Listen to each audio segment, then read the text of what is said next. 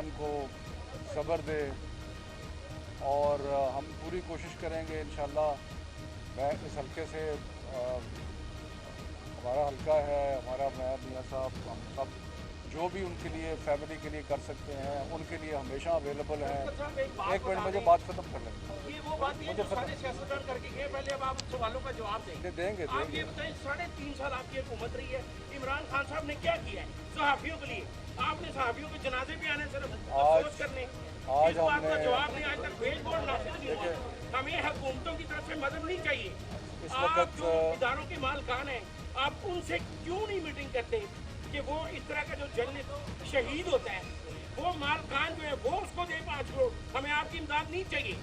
आप लोग अपने मकासद के लिए उनको इस्तेमाल करते हो, वो आपको करते हैं। अभी इमरान खान की गाड़ी के नीचे एक और जर्नलिस्ट आ गए, उनके गार्ड्स ने यहाँ पे मारने की कोशिश की है।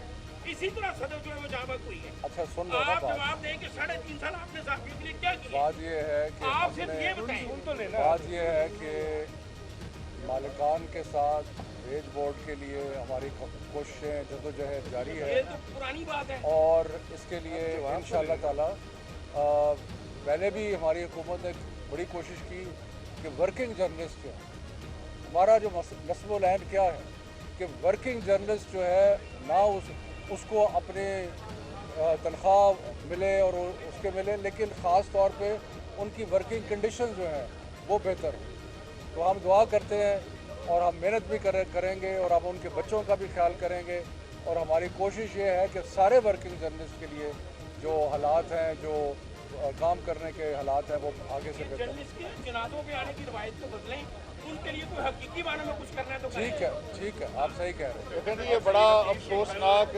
सान्या है और इसमें हम लोग, मेरा भी ये हल्का है सूबाई, सदफ जो है वो इंतहाई मेहनती खातून सहाफ़ी थी और हमेशा खुश अखलाक़ी से बहुत हंसमुख और अपने काम के लिए आज उन्होंने अपनी जान भी कुर्बान कर दी। मैं ये समझता हूँ कि वो शहीद हैं जो अपने फ़राइज़ की अंजाम दही के दौरान जिन्होंने अपनी जान दी है।